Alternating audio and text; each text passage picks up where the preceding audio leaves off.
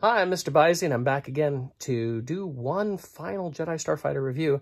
This time we're going to look at the Episode 3 Jedi Starfighters, or the ETAs, and we'll go through. There's a lot of these. There's more of these than the other ones, so be prepared to look at a lot of Jedi Starfighters. Here we go. Just at the onset, you can see how many we have here. We have actually have 8 full-size Jedi Starfighters, 3 smaller, I don't know what to call them, condensed ones, and then 1 tiny mission fleet one that I've just added in there. So let's take a look at these and see what all they've got. One of the first ones to come out was the Anakin Jedi Starfighter. This and the Obi-Wan were in the first wave of mid-size vehicles, as they were called. And I'll never forget, because I actually found these at Target about a month before they were actually supposed to be released. I was super excited to get these. I found like the whole wave, and I think I bought all 4, because there was the 2 Jedi Starfighters, the Tri-Fighter, and Grievous Wheelbike. And I think I bought all 4 of them right away. I never found stuff early, like before that, other than like when I worked at Toys R Us. I would see it early, but I couldn't buy it early necessarily. So Jedi Starfighter, I love these ships. I think these are probably my favorite Jedi Starfighter. I know everybody's got their own opinion. I just like that we've got the inclusion now of like the TIE Fighter style cockpit on the front. I like the whole design on them. I just think they're a much sleeker ship. So these have got a bunch of different features. We have wings that pop out. So there's a button right back here, and we press this down like so, and the wings open. Which, of course, we see the when Anakin and Obi-Wan are coming in, we see these in this kind of a position, kind of attack position, if you will, much like X-wings would open up, kind of folded in. It's not permanent. You can just fold right back out. There we go. So usually, like when I have them flying, I'll have them open like that. If they're landed, it doesn't work. If you land them, they kind of fold in on themselves. So you always got to watch that, a little bit of that, and then they just snap back in. We have a fake R2-D2 right here, which we can actually pull out. The head moves on it and everything, and you can actually put another astromech in there. I'm going to get to that a little bit later because I've got some really good examples on what to do that as we get toward the end. But almost every Jedi Starfighter came with that little fake piece to put in, and honestly, they look better with that, as you'll see as we go in. There's firing missiles on both sides. I'm not sure where my missile is on this side, but I have the one over here. You press the button right back here, and it fires the missile, just like that. I have missiles everywhere, so I just have to go back and find them. We do have landing gear that you just pull down. Great details on these ships. As you can see on the top, there's lots of weathering, decals, good paint jobs. Altogether, just really nice ships. I think that's part of the reason I really like them. And then we have the cockpit. And you can see inside the cockpit here, there's really good detailing. And Anakin's, we even have like a gold chair in there and everything. So all in all, really nice ships. Now, these first 8 that I'm going to go through have all the same features. So I'm not going to go over the same features with each one. I'm just going to go over some of the differences. There might be some new features I point out as I go that I didn't get to on this one because it's just easier to get on other ships. So let's move on to Obi-Wan. So for Obi-Wan's ship from the opening of the movie, you can see we have different paint apps. Of course, there's a lot of similarities, like we have the Republic symbol in the same spots, as well as, I don't know if this is the Grand Army of the Republic or what symbol that is. Somebody probably out there knows and screaming it at me. Everything else is exactly the same, but you will notice that I have a droid right here. And this droid did not come with the ship. I think I've actually got it hot glued in place. So it's not going to come out. But there are little holes, as you'll see, underneath these wings. And those holes have nothing to do with the attachment of the wings. They're made so that you can put these little buzz droids in there. The buzz droid, this one actually came with the Tri-Fighter, and it had holes on it to put them on the edges of the Tri-Fighter as well. I think there was also a deluxe pack or battle pack or something that came with some of these as well. So, you know, they were made to be able to put on your ships like this so they could be attacking. So I usually have my Anakin and Obi-Wan up hanging from the ceiling as if they're coming into the battle over Coruscant together. And so, of course, I have a buzz droid on Obi-Wan's to show how that was going on the movie. So that was one of the different features I wanted to show. You can see differences in decals, paint. We have the different R2 unit now. I actually do have an Obi-Wan figure. You can see how he fits inside there. But everything else is still all the same features. So, of course, Anakin and Obi-Wan had 2 different starfighters in the movie, and we're going to get to all of them here.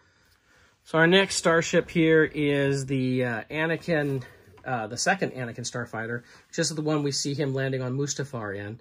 Again, exact same features as all the other ones. We just have different paint deco.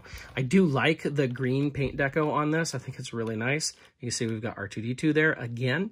Not everything's the same. Is it still gold? No, it's no longer a gold chair inside. Different painted apps inside. Looks like Obi-Wan's is gold. I never showed that. Looks like it's the same as Anakin's on the original. So you can kind of get a look at that. But again, it's just different paint apps. We do still have some decals on the side, but the other ones seem to have like kill counts, like along in here. And of course these don't, because they, well, I say that, I'm looking at the next one and it's a little different. And I don't know if that has to do with, you know, obviously Anakin didn't actually use this one in the war. He just flew it to Mustafar as far as we knew. But all it is different paint deco. So we'll move on to Obi-Wan's second Starfighter. For Obi-Wan's second Starfighter, and this is one we see him take to Utapau. You notice I actually have an actual astromech figure droid in here. And that is because these were originally hard to get. They were exclusive to somewhere, and I'm not sure where. I'll probably put in a banner at the bottom so you can see that. But I had a hard time getting them. I was able to get the Anakin one pretty easy. But this one, I remember I had to buy on eBay. And it actually came with a transformer that looked the same way as well. But it didn't come with the droid in there. But he did send, person did send me another one of the droids that go in there. So I went ahead and put him in there, which is nice. My usual diorama I have set up with this is actually landed with Obi-Wan talking to Cody. And I can have, this droid actually came with a little planet hologram coming out of it, just like we see in the movie.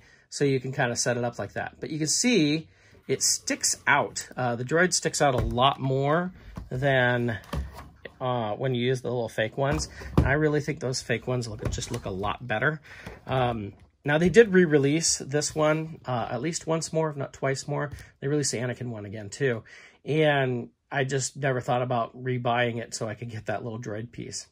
So next we have a Starfighter that did not appear in the movie, and that is Mace Windu Starfighter. Obviously, it's purple, right? Now, it does have a very shiny purple metallic paint on it, which is very nice with it. But again, it's all the same features. We even have this astromech droid, which they made as a regular figure as well. But everything else is still the same. Just a new paint job. Nothing else is new.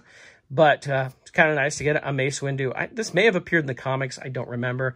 This was at a time where it seemed like we were getting tons of stuff, even EU ships, which were just repaints, re-stickers of existing ships and stuff like that.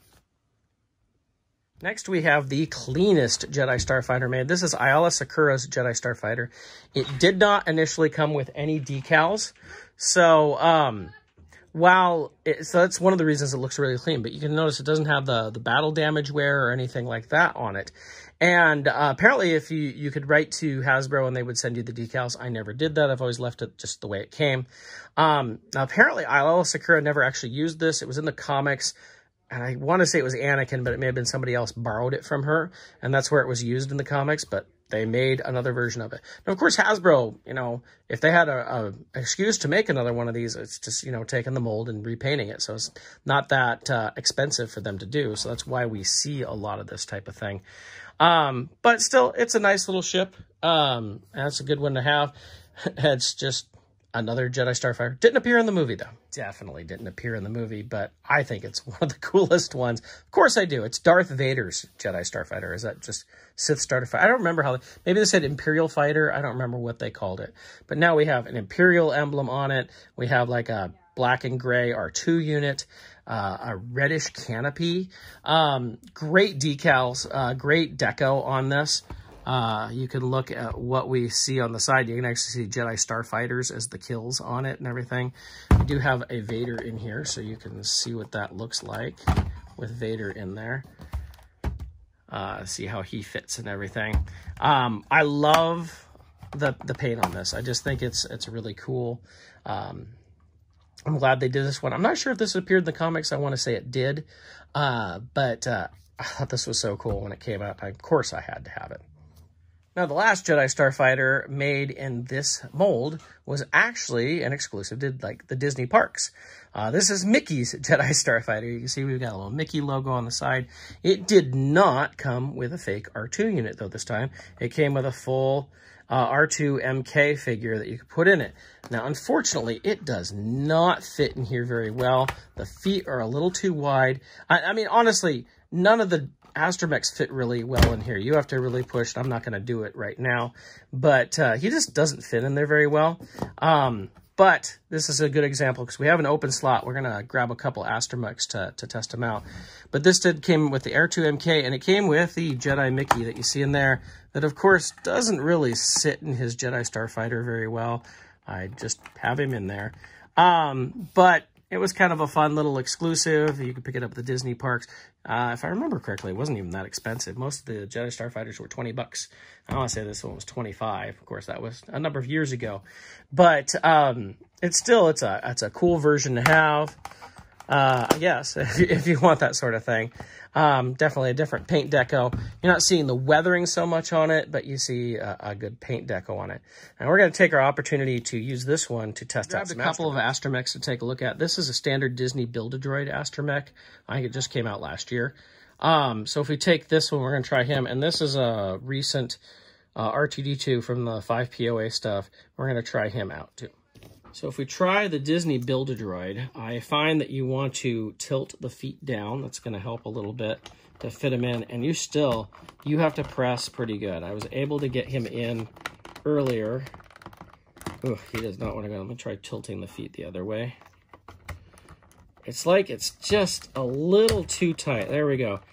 And this is what usually happens. You get it in and it still kind of looks a little crooked. And I'm not sure it's because of the slant and it's just my eyes playing tricks with me. But that's what you get when you get it in there.